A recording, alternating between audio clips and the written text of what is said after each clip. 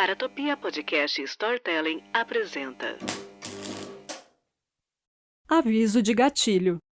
Este podcast trata de temas sensíveis como morte, abuso, estupro, incesto e suicídio, não sendo indicado para todos os públicos.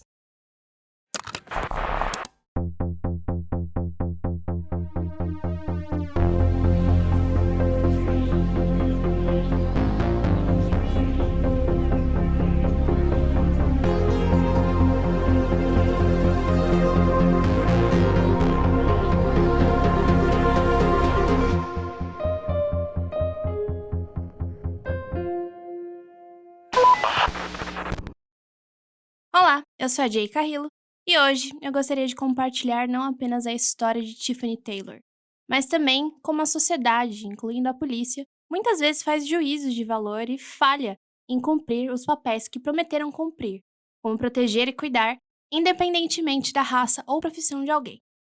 Eu nem precisaria contar essa história, já que ela poderia ser evitada se medidas tivessem sido tomadas muito antes.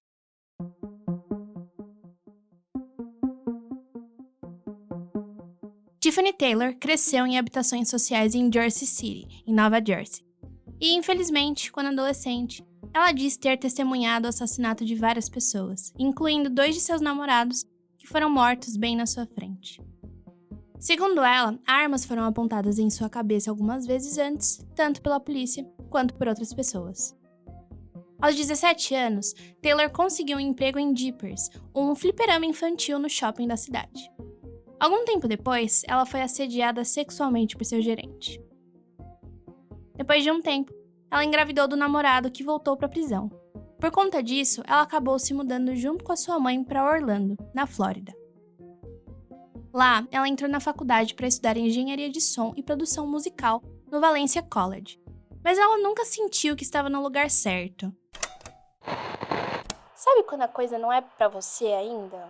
Ou que você simplesmente precisa tomar decisões que valerão para a vida inteira, só que você não sabe se vale a pena para a vida inteira mesmo? Ela queria ser ginasta, patinadora no gelo, cantora de TV ou atriz. Só que quando ela engravidou, praticamente desistiu de tudo. Depois de 2 anos, ela acabou voltando para Nova Jersey.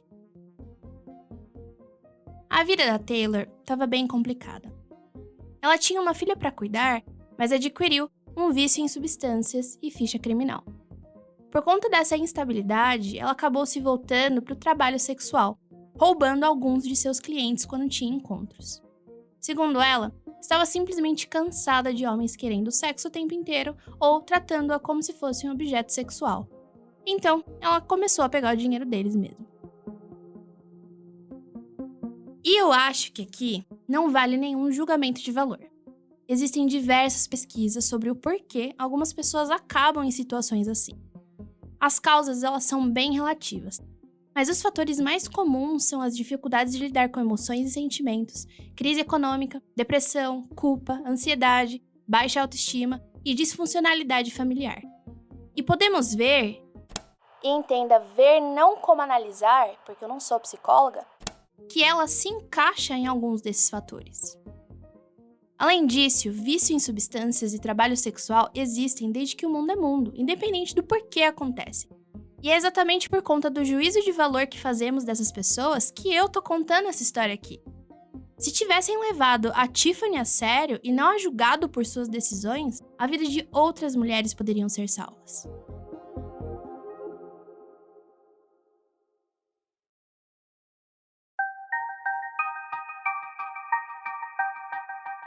Em determinado momento, ela vivenciou um encontro peculiar ao conhecer um rapaz de aproximadamente 20 anos por intermédio de uma de suas amigas. Na época, ela tinha 33 anos e residia em Roselle com a sua mãe, além de dirigir um Volkswagen conversível. Quando os dois se encontraram pela primeira vez, foi com essa amiga. Mas eles só jogaram videogame e a Taylor percebeu que ele tinha ficado literalmente fascinado por ela. Por suas tatuagens, seus cabelos com dreads e pelo fato dela dirigir um carro manual. que pelo visto é universal, né? Aparentemente é um negócio surreal você dirigir com câmbio manual. Fico até boba. Só que o que aconteceu foi que ele ficou insistindo para essa amiga da Taylor arranjar um encontro sexual mesmo. E ele até pagaria uma quantia alta. Mas para ela era uma situação bem desconfortável, já que esse cara estava dormindo com a amiga dela. Enfim, no final das contas ela aceitou, mas ela decidiu que iria roubá-lo. Ela chegou por volta das 8 da noite no apartamento desse cara e ele pagou $200 conforme combinado. Eles subiram as escadas, entrando no quarto, que basicamente parecia com o quarto de um menino ainda. A cama muito pequena para 2 pessoas e uma mesa de cabeceira. Ela então avisa para ele esperar um pouquinho ali, porque ela tinha esquecido os preservativos no carro. Ao sair da casa com o dinheiro na mão, a Taylor foi embora sem pensar 2 vezes. Mas o que ela não podia imaginar é que depois disso, a sua vida desmoronaria aos poucos. Sua mãe foi diagnosticada com câncer de ovário, mas elas juntas não conseguiram pagar as despesas médicas e o aluguel da casa em que estavam, fazendo com que fossem despejadas. Com o inverno chegando, elas passaram a viver em seu carro. Aqui é importante abrir um parênteses para compreendermos por que essa situação ocorre nos Estados Unidos e como é algo frequente. Atualmente, os custos médicos para aquelas pessoas que não têm plano de saúde são exorbitantes. Estima-se que uma pessoa precisa gastar o equivalente de $30 mil para tratar um osso quebrado. E uma internação de 3 dias pode chegar até 120 mil. Enfrentar um câncer pode exigir centenas de milhares de dólares. Ao contrário de sistemas de saúde públicos universais, como o Sistema Único de Saúde, que é o SUS no Brasil, ou o National Health Service, que é o NHS no Reino Unido, os Estados Unidos não têm um sistema público de saúde assim. Sem dinheiro, não há acesso à saúde. Além disso, mesmo com um plano de saúde, não existe uma garantia de cobertura integral. E os pacientes muitas vezes precisam arcar com parte dos custos. Essa realidade tem impactos negativos, especialmente entre as populações marginalizadas ou em faixas etárias mais avançadas. Embora a falta de políticas coordenadas piorem a situação, os dados deixam claro que o problema principal do sistema de saúde dos Estados Unidos são as desigualdades sociais subjacentes. Então, é nessa situação que a Taylor, grávida pela 2ª vez, e a sua família se encontravam. E foi em novembro de 2016 que ela topou um negócio. Um cara pediu para que ela comprasse drogas. Para isso, ele alugou um hotel e entregou o carro dele mesmo em sua mão. Em troca, ele a pagaria em dinheiro.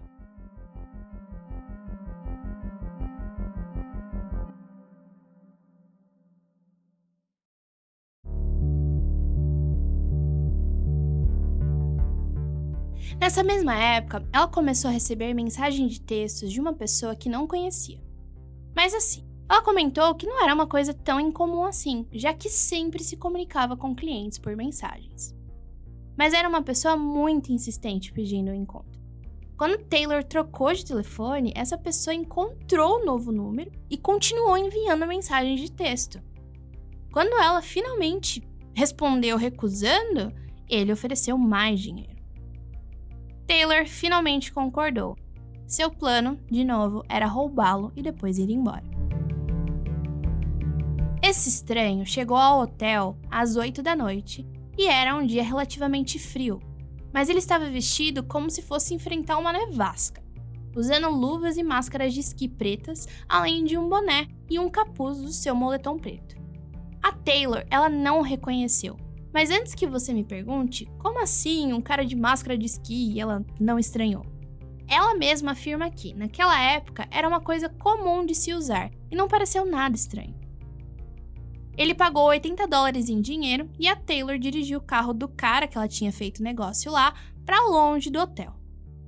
O que a gente sabe é que algo bateu na cabeça da Taylor e ela perdeu a consciência. Quando acordou, sua cabeça estava explodindo de dor, sem nem mesmo conseguir respirar, já que fita adesiva tinha sido passada por toda a sua cabeça.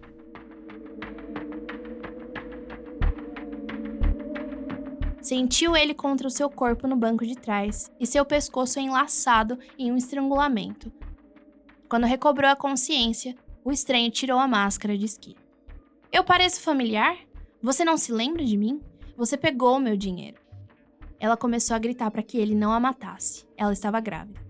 Eu sei, ele disse. E foi quando ela soube que naquela noite morreria. Sob a fita adesiva afrouxada, ela chorou e pediu que desapertasse suas algemas. E quando ele consentiu, a Taylor viu ali a sua chance. Se ele havia concordado com aquilo, com que mais ele concordaria? Continuou falando. Você me mandou uma mensagem, lembra? Meu celular tem toda a conversa, tem sua conta no Facebook, seu endereço, seu nome. Mas meu telefone não está aqui, ele está lá no hotel. O homem para e reflete, afrouxando o aperto no pescoço da Taylor. E ele diz: Ah não, temos que voltar e pegar aquele celular. Ele vai para o banco da frente e começa a se vitimizar, dizendo que ninguém gostava dele, que ninguém dava atenção para ele, etc, etc, etc. Mas o que o querido não esperava era que a Taylor, que tem hipermobilidade, dobraria o seu polegar e conseguiria se livrar de pelo menos uma algema, deixando a mão livre. Ele não percebeu na dica e é nessa situação que ela decide entre enforcá-lo com as algemas soltas, fazendo com que o carro perdesse o controle e ela se machucasse também, né? Ou sair correndo para o hotel caso ele realmente parasse o carro como combinado, para subir e buscar o celular. Mas ele realmente parou no estacionamento do hotel. Ela então viu que a segunda opção era possível sim. Escondeu a algema solta enquanto ele tirava parte da fita em seu rosto, colocando uma jaqueta em seus ombros para esconder os seus pulsos. Ele explicou o que ela deveria fazer. Subir as escadas com ele atrás e, quando ela pegasse o celular, os dois iriam embora juntos. Certo, Taylor pensou. Ao subir as escadas e chutar a porta do quarto, ela se abriu imediatamente. Em um rápido movimento, ela correu e fechou a porta, que tinha uma trava automática, fazendo com que ela trancasse imediatamente ao fechar a porta. Ao perceber isso, o homem gritou e Taylor mostrou pela janela do lado da porta sua mão livre de uma das algemas. Ao perceber, o homem fugiu. Mas assim, a Taylor, ela é muito, mas muito esperta. Vocês lembram que o carro que ela estava não era dela, e sim do cara com quem estava fazendo o negócio? Ela precisava recuperar esse carro. E além do mais, ele não poderia sair impune assim. Segundos depois, ela mandou uma mensagem de volta pro cara dizendo que, se ele devolvesse o carro, ela não chamaria a polícia. Mas na verdade, ela já tinha chamado, torcendo para que, na hora que ele devolvesse as chaves, a polícia chegasse ao mesmo tempo. Acreditem ou não, ele voltou. Isso foi comprovado mais tarde pelas câmeras de segurança do motel, que gravaram ele jogando as chaves na escada e correndo. A polícia chegou frações de segundos depois, a ponto do homem ver que a Taylor tinha sim os chamado.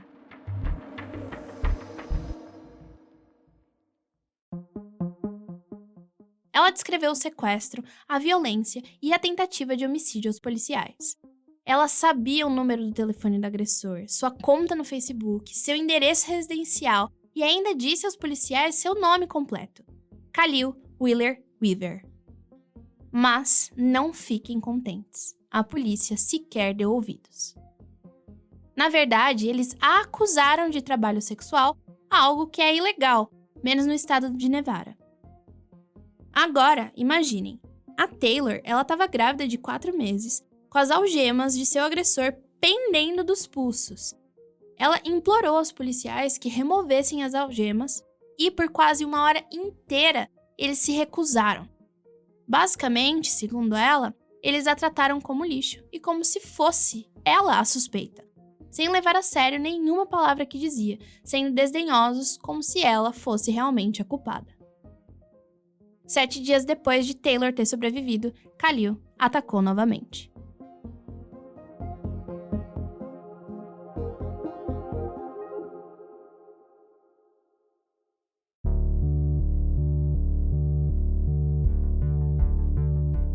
Sarah Butler tinha 5 anos quando descobriu a dança. ela estava caminhando com a sua irmã mais velha e a sua mãe em Montclair, um subúrbio de Manhattan. Elas pararam na janela do Premier Dance Theatre para assistir uma aula de dança. Ela se apaixonou e no mesmo dia já estava inscrita nas aulas. Ela estudou uma mistura de balé, jazz e dança africana e ingressou na companhia de dança da Montclair High School.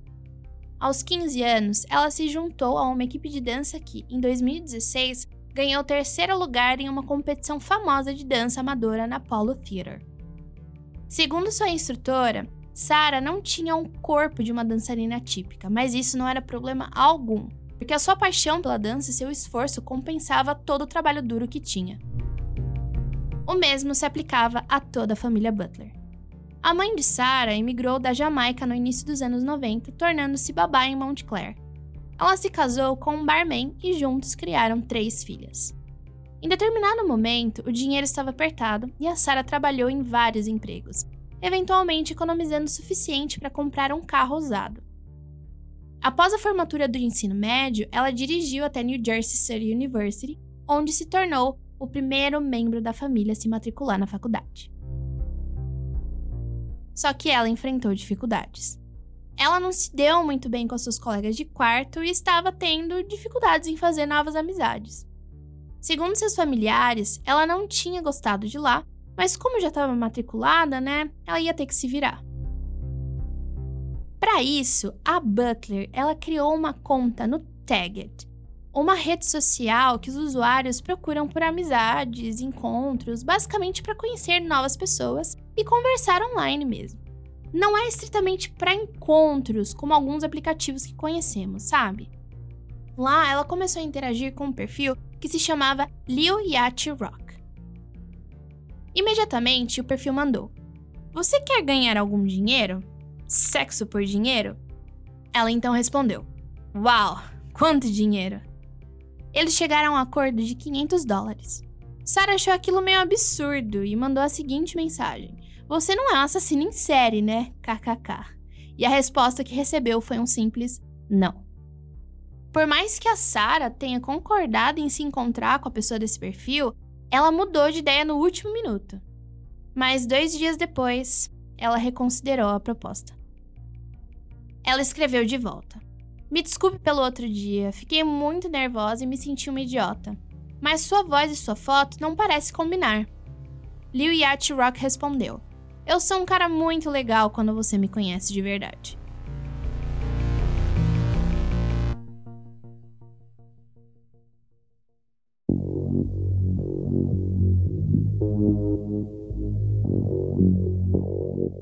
No primeiro dia das férias de ação de graças, a mãe de Sarah dirigiu sua minivan azul para Jersey City para buscá-la. Naquela mesma noite, Sarah pediu emprestado a minivan para encontrar um amigo. Ela usava uma extensão de cabelo vermelho em um rabo de cavalo. Na verdade, ela iria encontrar Lil Yachty Rock, que forneceu o endereço de uma casa abandonada para o encontro. Dentro da casa, um corpo jazia no 2º andar há quase um mês. Seu rosto ainda estava envolto em fita adesiva. Fora da casa, Butler parou a minivan da sua mãe e Khalil entrou. Eram 9h55 da noite. Eles dirigiram até uma loja 7-Eleven a algumas quadras dali para comprar preservativos, algo que foi capturado pelas câmeras de segurança, onde Khalil usava as mesmas roupas no ataque de Taylor. Uma blusa de moletom preta com capuz puxado sobre o rosto, calça de moletom preta, tênis pretos e luvas pretas justas.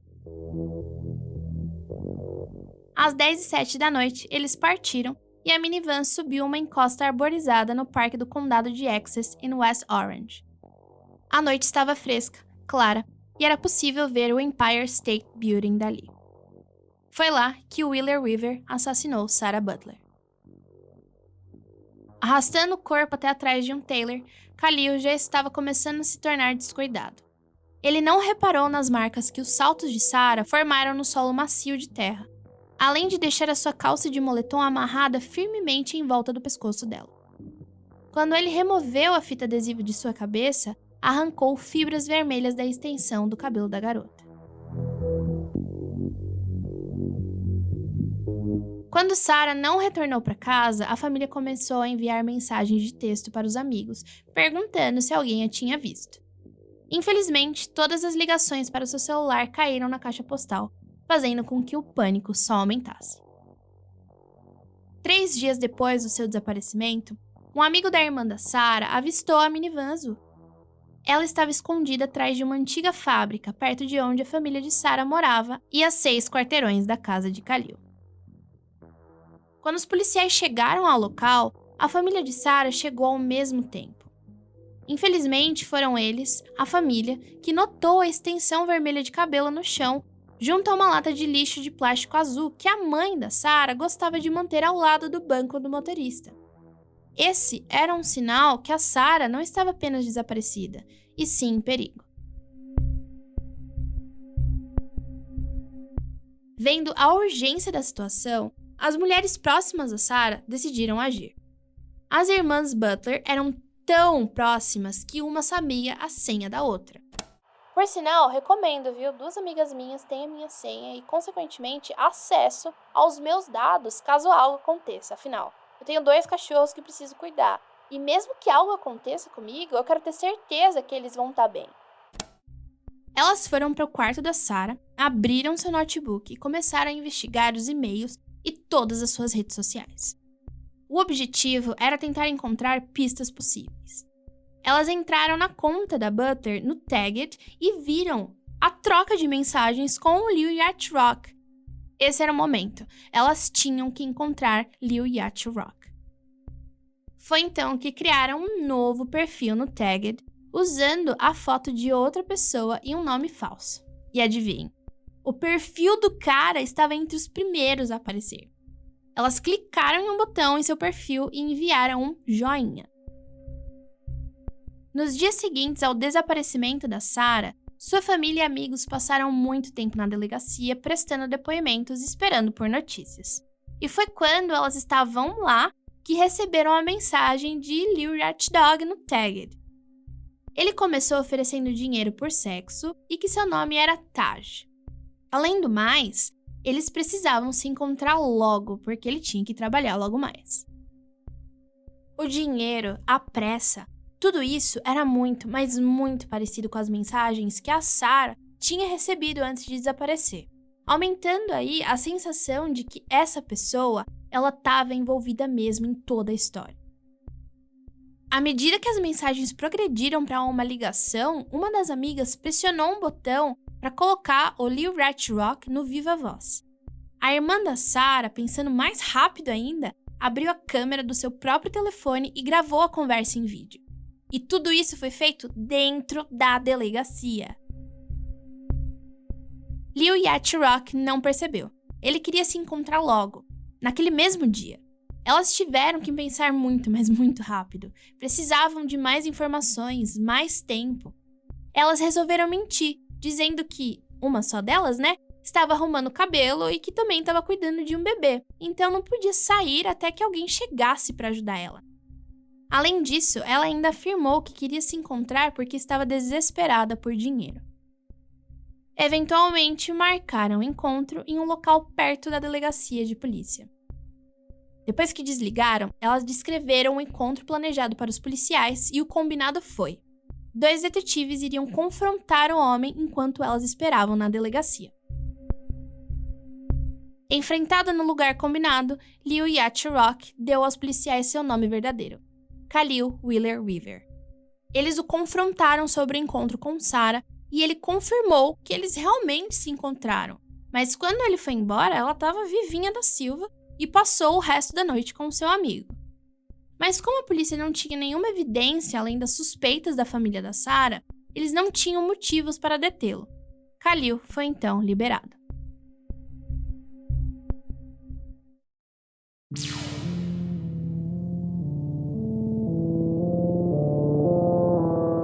Só que alguma coisa estava errada.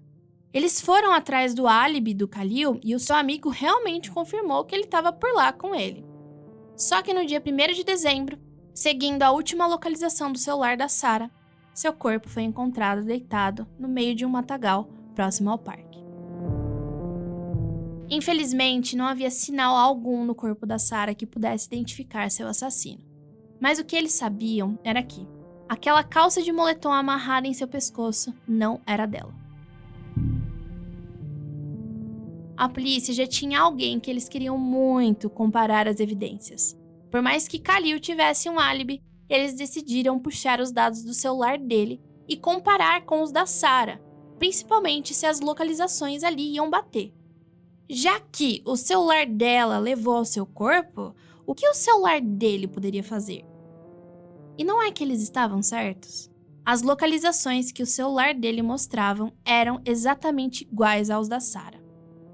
Para completar, quando aquele amigo dele lá foi confrontado de novo sobre o álibi do Khalil, ele confirmou que tinha mentido e só estava protegendo um amigo.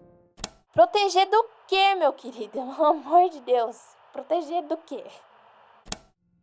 E finalmente, graças ao esforço da família dela, a polícia conseguiu fechar o cerco em volta do Khalil e no dia 6 ele foi levado sob custódia. Quando interrogado, a história dele mudava, nunca se mantendo consistente e nunca dando um motivo claro.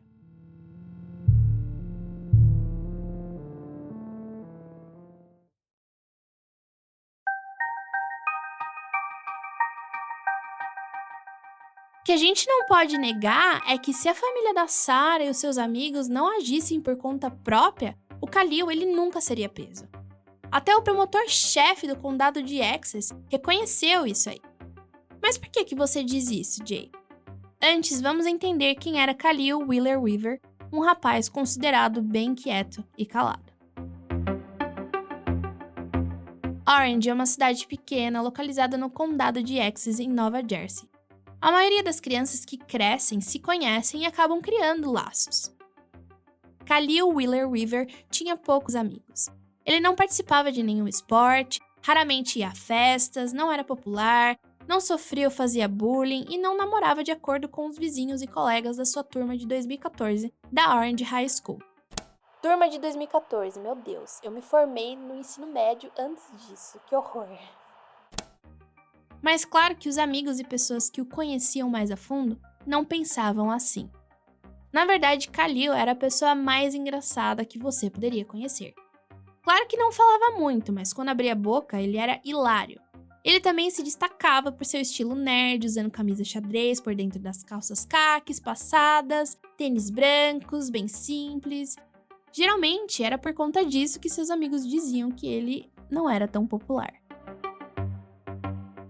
Por mais que Orange fosse uma cidade pós-industrial, onde 1 a cada 4 pessoas viviam abaixo da linha de pobreza na época dos ataques, o Khalil ele cresceu em uma confortável casa de 2 andares em um bairro tranquilo chamado Seven Oaks. Seu padrasto é um detetive da polícia da cidade vizinha de West Orange e seu tio se aposentou como detetive após uma carreira no departamento de polícias de Newark. Já em seus últimos anos como adolescente, Khalil parecia ter amadurecido. Ele era alto e bonito, com olhos castanhos bem separados e um sorriso largo. Ele começou a tocar como DJ em festas e com esse dinheiro comprou uma BMW prata. Quando seu amigo namorou uma caloura na faculdade próxima, Khalil começou a namorar a colega de quarto dela. Depois disso, ele arranjou um emprego de segurança e usava o seu celular para explorar a possibilidade de se tornar um policial, pesquisando os exames e treinamentos necessários. Ele também usou seu celular para pesquisar coisas como venenos caseiros para matar seres humanos. Ai, eu fico preocupada com a mesma coisa, que eu vou fazer nas pesquisas do criminologia e eu vou ter algumas dúvidas. Daí às vezes eu fico, meu Deus, será que isso que eu tô pesquisando, a polícia vai bater na minha porta? Desculpa, eu só tô fazendo um podcast de crime.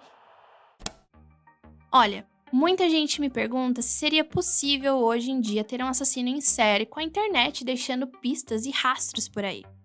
E o Khalil é um deles, que não deixou evidências nos corpos, mas evidências circunstanciais como seu celular. Se você se atentou para o assassino em série, é isso mesmo. O Khalil matou mais 2 outras garotas antes e ninguém da polícia deu a devida atenção.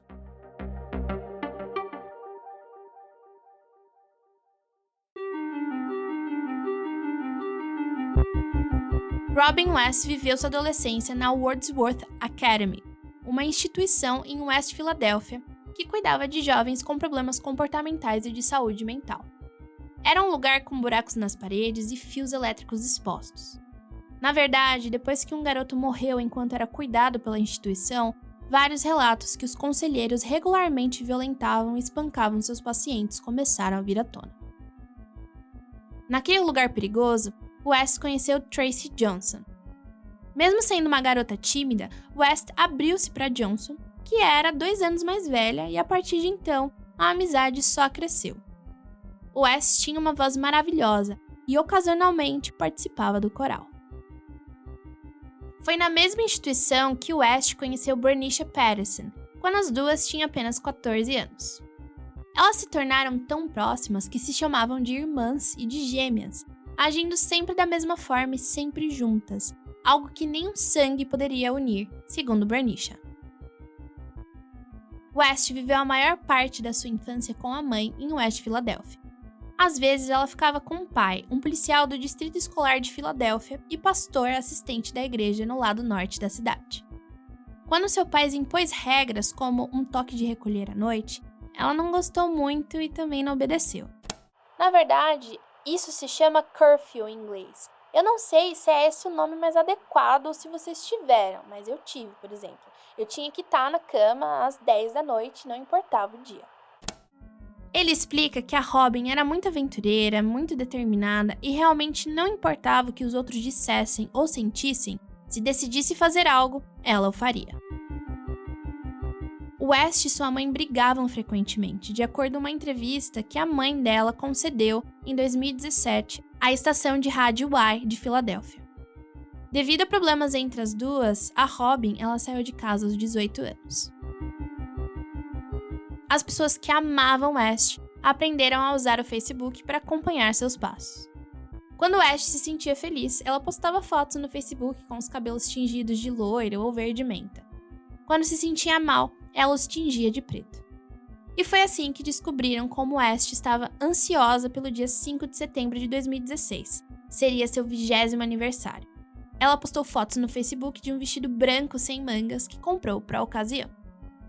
O estilo de West também ajudou a conquistar clientes em um clube, agora fechado, em West Filadélfia, um dos vários onde trabalhou como dançarina. Consequentemente, ela sentia que seus pais nunca iriam aceitá-la por essas escolhas. Ela gostava de sair com suas amigas e seus pais eram pessoas religiosas.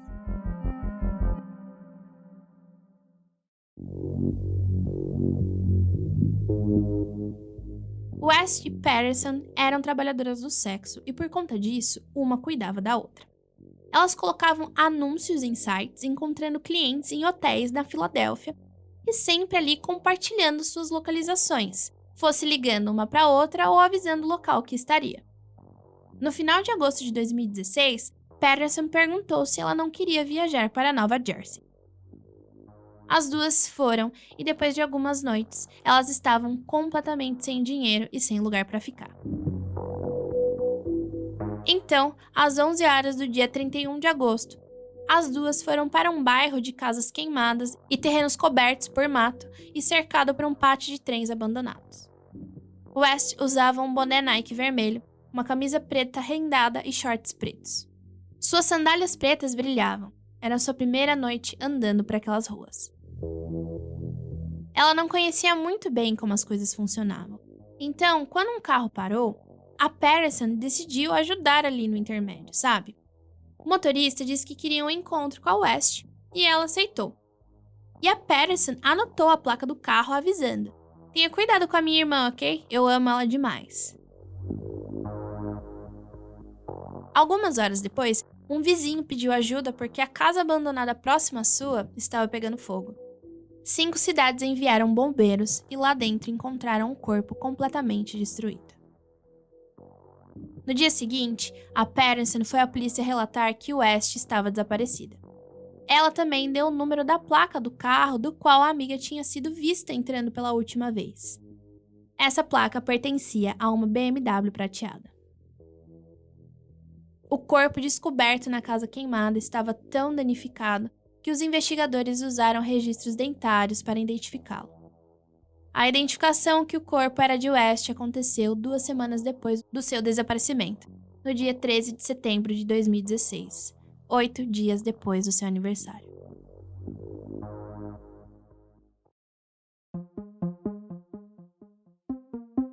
Joan Brown nasceu na Augusta, Maine. Ela tinha uma irmã e 6 irmãos que a chamava de Billy Joe. Quando tinha 5 anos, a família se mudou para New York e a sua infância foi bem difícil. Brown desenvolveu um transtorno bipolar e outras doenças psiquiátricas, mas nada impediu que ela se formasse na West Side High School. Ela gostava de moda e de arrumar cabelos. Apesar das suas flutuações de humor, ela era uma jovem radiante e apaixonada por dançar, compartilhando esses momentos com seus amigos. A sua alegria natural atraía as pessoas para bem perto dela. Brown enfrentou muitos problemas em sua juventude, principalmente com substâncias e trabalho sexual. Quando amigos perguntavam se algum dia isso iria mudar, porque se preocupavam, com o bem-estar dela e com a segurança, a Brown afirmava que era o único jeito que conseguia dinheiro. Mas Brown reconhecia sua situação e procurou sim ajuda. Ela se mudou para um prédio administrado pelo Project Live, um grupo sem fins lucrativos em New York, que oferece moradia, tratamento de substâncias e aconselhamento. Mas estamos falando de um ambiente que dependia de regras e uma programação regular para combater esses problemas, algo que foi muito difícil para Brown, segundo alguns assistentes sociais do programa. A partir de certo momento, ela começou a faltar em suas consultas de aconselhamento e a passar mais tempo nas ruas.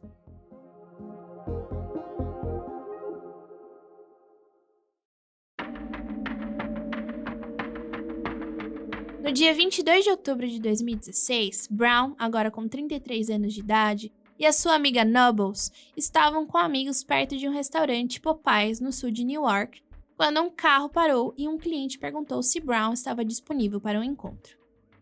Mas assim, quando ela saía com o cliente, a Brown ela ligava para Nobles para informar sua localização e o horário que ela iria voltar.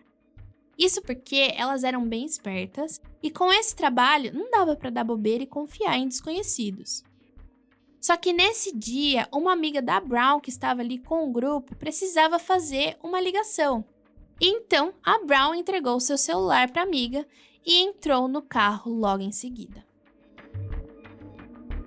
Enquanto o par dirigia, Brown pediu emprestado o telefone desse cara e ligou para Nobles às 1h30 da tarde.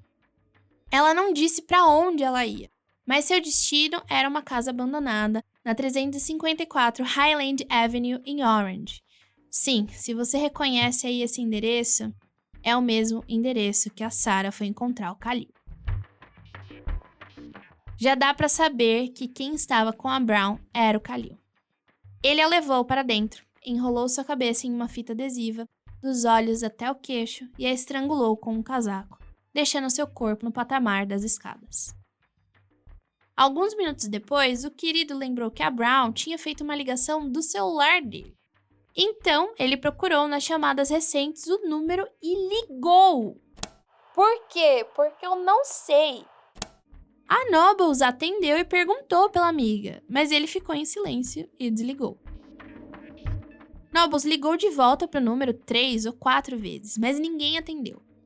Logo em seguida, ela reportou o desaparecimento de Brown para a polícia de New York e ainda deu o número do telefone que a amiga usou antes de desaparecer. Mas sei lá por que diabos, esse desaparecimento ficou sem nenhuma informação da polícia até o dia 5 de dezembro, quase um mês depois do último contato da Brown. Nesse dia, um par de empreiteiros chegou a 354 Highland Avenue, já que o proprietário da casa havia solicitado um orçamento para reformá-la. Os trabalhadores inspecionaram o primeiro andar e, ao subirem as escadas, no patamar, o primeiro homem parou. Ele tinha encontrado o corpo de Brown. Eu comentei antes que, quando a Sarah encontrou o Khalil nessa casa, tinha um corpo lá dentro. Era o corpo da Brown que ainda não tinha sido encontrado.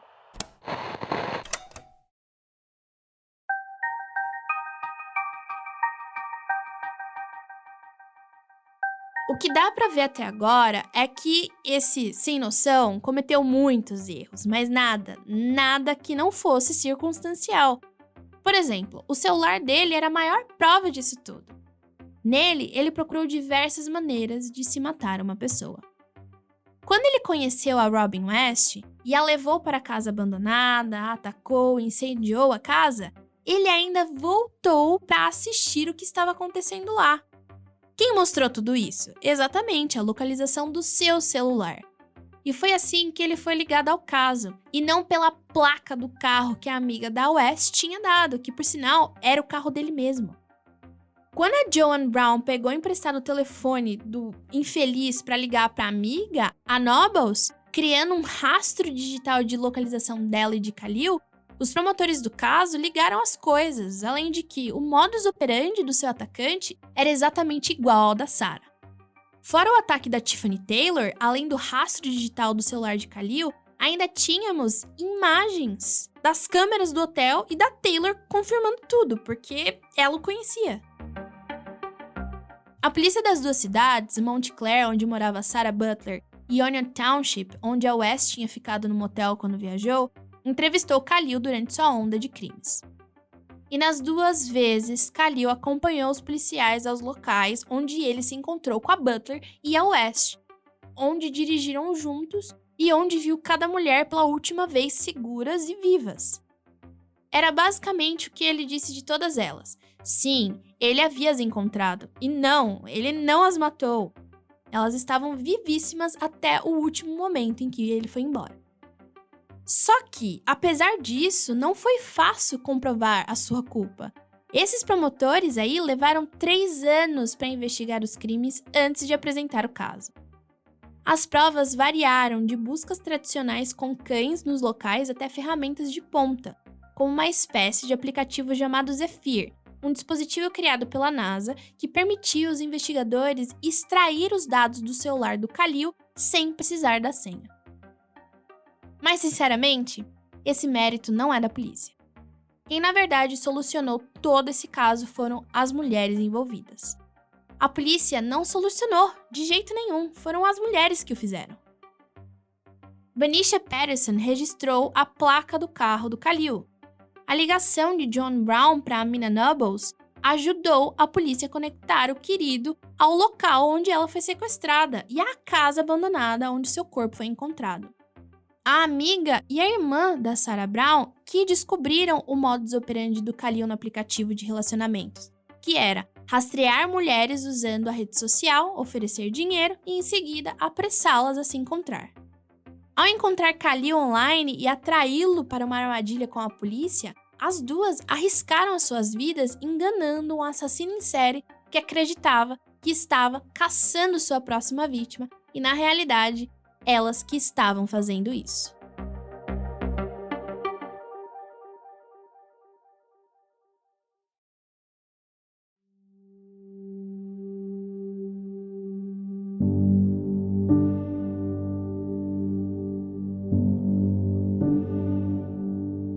Três semanas depois de escapar por pouco de um ataque, a Taylor leu uma reportagem no jornal que dizia que Khalil havia sido preso em conexão com o assassinato de Sarah Butler. Ele foi indiciado em Newark no dia 13 de dezembro de 2016. Traumatizada pela situação, a Taylor, que já não era muito fã de tribunais e não gostava de policiais por conta da sua experiência, engoliu seu medo e decidiu dar seu depoimento. Ela estava extremamente nervosa porque toda vez que ligava para a polícia, ela acabava por desejar que não tivesse ligado. Enquanto Khalil era acusado, a Taylor sentou-se na sala do tribunal. Ela era a única que poderia unir todos os fios da série de assassinatos de Khalil. Seu celular, sua perseguição feita por mensagens, a violência sexual, o estrangulamento e, principalmente, o fato de envolver a cabeça das pessoas que atacava com fita adesiva. Ele era extremamente importante, o ponto-chave de sucesso para a condenação de Khalil. E ela foi. Taylor testemunhou durante um dia inteiro. Descreveu principalmente as falhas da polícia da cidade. Segundo suas próprias palavras, se a polícia tivesse acreditado em mim, Sarah Butler estaria viva. E não é só isso. Ela mostrou que se Khalil se achava esperto, ele não era. Ela contou aos jurados, olhando nos olhos dele, como roubou, mentiu e como ela sobreviveu ao seu ataque. No dia 19 de dezembro de 2019, Khalil Wheeler Weaver foi considerado culpado de 11 crimes graves, incluindo assassinato, tentativa de assassinato, sequestro e incêndio criminoso. Cada acusação de assassinato carregou uma sentença de prisão perpétua. Eu queria muito terminar agora e aqui, com a Taylor mostrando que, apesar de todos os pesares e peso que carregou na vida, ela sobreviveu e encarou Khalil nos olhos, mostrando que mesmo com todo o trauma infligido, ela estava ali. Infelizmente, Khalil recentemente foi ligado à morte de mais uma garota.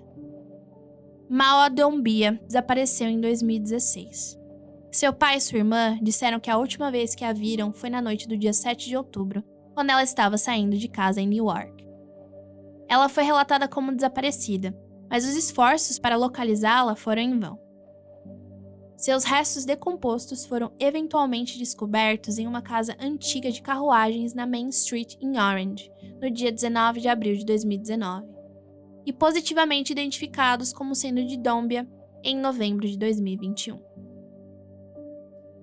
A causa de sua morte foi por estrangulamento com amarras, de acordo com o escritório do promotor, e, depois de uma investigação que envolveu evidência digital, a polícia de Orange determinou que Khalil conheceu Doumbia online, ofereceu dinheiro em troca de sexo no mesmo dia em que ela desapareceu. Os investigadores afirmaram ter evidências mostrando que Khalil viajou para a área da casa de Doumbia na noite de seu desaparecimento e depois a levou para a casa de carruagens vazia, onde a estrangulou até a morte e deixou seu corpo lá.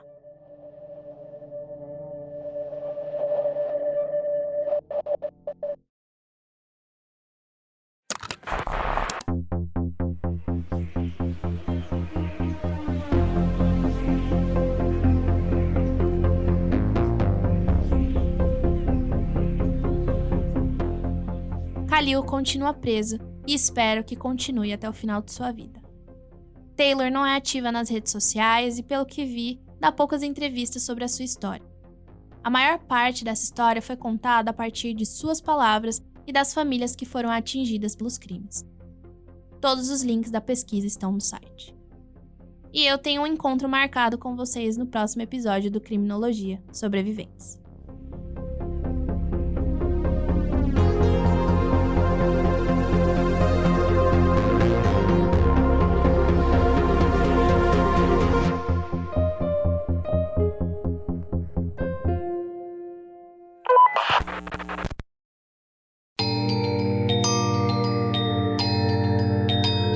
Criminologia é uma produção Paratopia Podcast e Storytelling. Direção, Ira Morato. Produção autoral, pesquisa, pauta e idealização, Jay Carrillo. Trilha original, Murilo Lourenço.